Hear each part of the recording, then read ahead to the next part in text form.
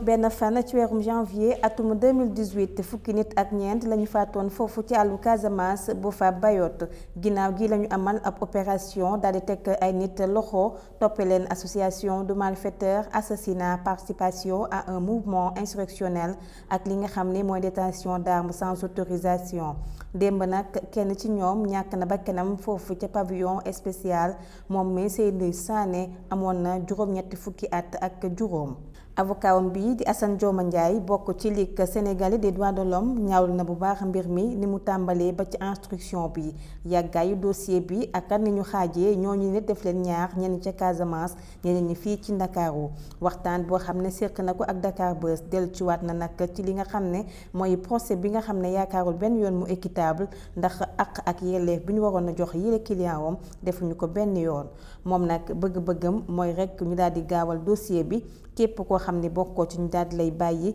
di ñaax réewum Sénégal mu respecté seeni droit gën a jox li nga xam ne mooy seen gëdd. maa ngi leen di fay di am mbégte di jokkoo ak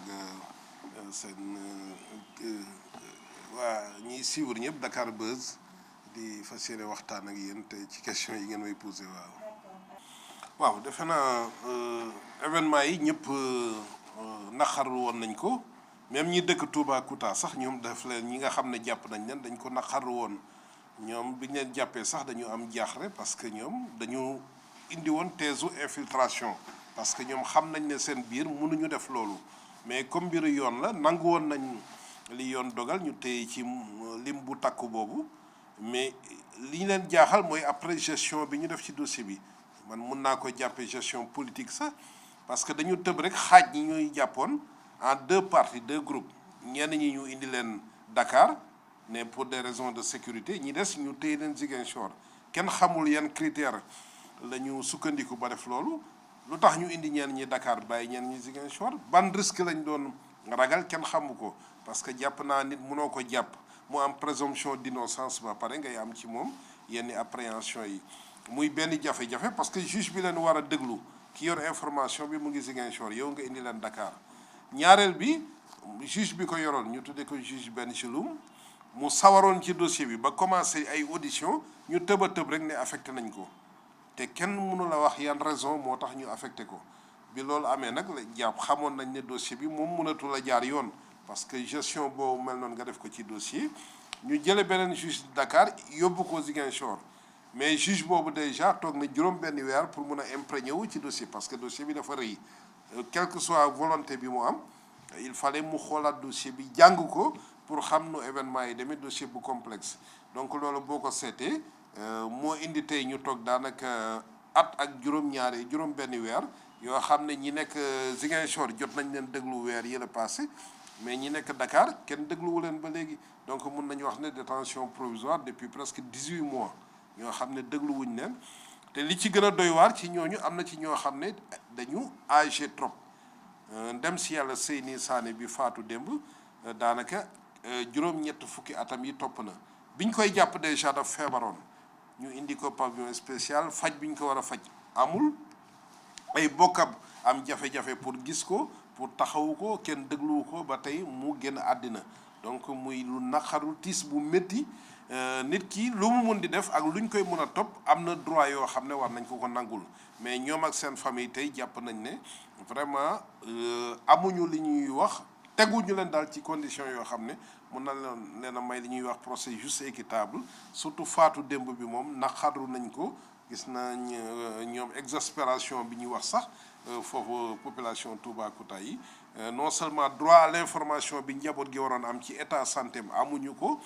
taxawaay bi amul te jàpp nañ ne droit à la santé moo jiitu même exigence de justice nit ki loo koy topp bu demee ba feebar jiitalal état de santé donc muy tey situation bi daal noonu la demee tey ci dossier Boffa bi. parce que loolu ci délit rek la valable 6 mois yi bu fekkee dañ ne tey ci mbiru délit mënut a passé juróom benn weer mais buñ la jàppee ci yenn infraction yi comme infraction particulière yi ñu visé mu laal crime surtout. loolu détention provisoire illimitée la mooy xeex bi ñuy xeex d'ailleurs ci mbiru droit de l'homme pour wane ne Sénégal jot nañu mën a limiter tey détention provisoire même bu doonee criminel sax ñu bañ mu weesu yenn délai yi mais li ci ëpp solo mooy constitution Sénégal dafa ne képp ku ñi war a atte nañ la atte ci diir bu jaadu mais même information jaaduwul ñu téye la nga toog lu mot at ak juróom-benni weer te kenn dégluwu la surtout nag bu fekkee ne sa état àndul ak li ñuy wax détention carcérale donc yooyu yëpp maanaam daanaka sàmmuñu ko ci dossier bi donc muy jàpp ne daal ni ñu jële woon dossier bi ne ñii ay ñu song ay nit lañu faat leen faat bu ñaaw dafa mel ni loolu moo tax ba xëy na ñu ne ñii war ñoo am benn droit donc muy mbir mu doy waar alors que ki ngay topp mu weddi ne man liñ may topp defuma ko mais jiitalal d'abord présomption d'innocence am def enquête bu tegu ci yoon buñ demee nag ba am ay charge ci moom yóbbu ko tribunal bu jàppee ne am na ay preuve mu condamné ko mais loolu la ñu seet ne ci dossier Boffa bi day loolu seetuñu ko te man looloo tax sax njaboot yi amoon njàqare ba ñëw seet si woon organisation de défense des droits de l'homme pour ñu taxawal leen am nañ ay avocats yu juge bi commettroon mais man li ma ci doon sàmm mooy nañ ko teg ci procès boo xam ne day respecter droit de la défense mais ni muy demee nii daal tey na xel te defe naa ne ñoom amatuñ benn yaakaar am li ñuy wax procès juste et équitable. moom amul problème parce que ñun yoon moo ñu may loolu mais surtout njaboot yi parce que droit à la visite droit boo xam ne képp ku ñu téye am nga ko déjà buñ ne ñii dañuy restreindre seen droit à la visite wala yenn droit yi dañuy jàpp ne ñoom sax déjà dañu dangereux li ñu leen topp ñoo ko def xam nga foofu la stigmatisation di njëkk a commencé loolu wax naa ci juge bi bu lu bëri ba mujj gi sax dama ne ñi nekk Dakar mënuñ ñu leen imposer ñuy dem ba Ziguinchor pour permis di ñëwaat Dakar nañ leen yombal ñu mën a gis seeni mbokk mais yooyu yëpp ay jafe-jafe la yoo xam ne rencontré nañ ko ci dossier bi ba nga xam ne daal vraiment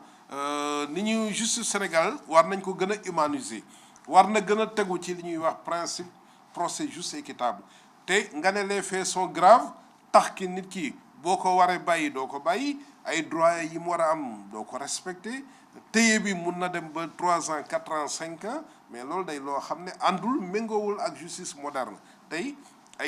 ay dysfonctionnement la yoo xam ne il faut suñu autorité judiciaire yi nangoo toog xoolaat ni justice biy doxee parce que yii mun na indi jur musiba te di xaw démb nga toog rek ñu wala ne sa papa faatu na te yow waxuñu la benn information mënoo koo gis day doon yoo xam ne surtout âge bi am na âge boo xam ne bu ko amee surtout que mu weddi liñ koy topp war nga ko jiital santeem xëy na bu nekkoon ci biti niñ ko war a toppatooy du bokk ak bu nekkee ci biir kaso bi donc ay problème la yoo xam ne ñu ngi koy négliger ñun militant des droits de l'homme yi ñu ngi ciy wax mais population bi dafa mel ni sarne wuñ porté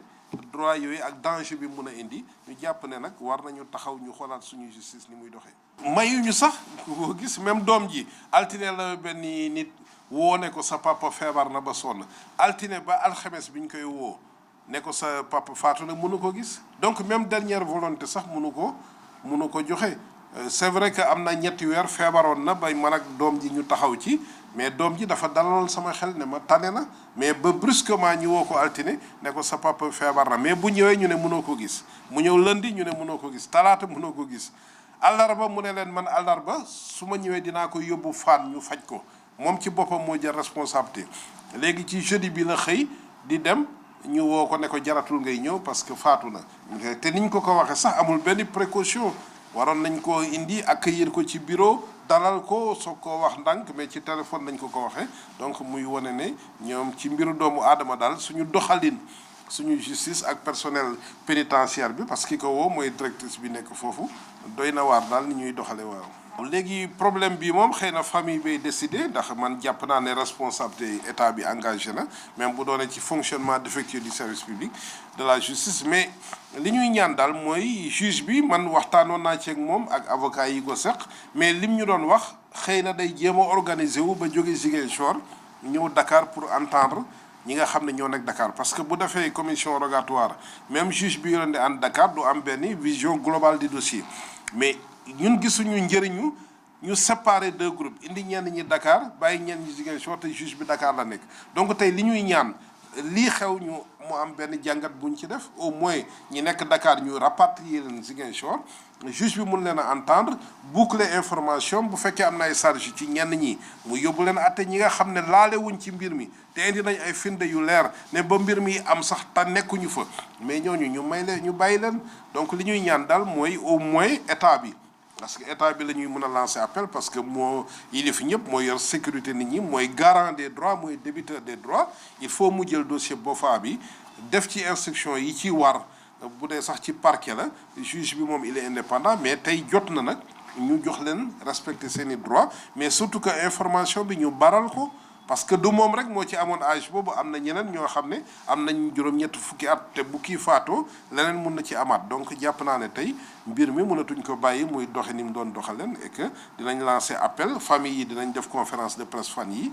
ba lancer un cri de cœur pour ñu jox leen seen gëdd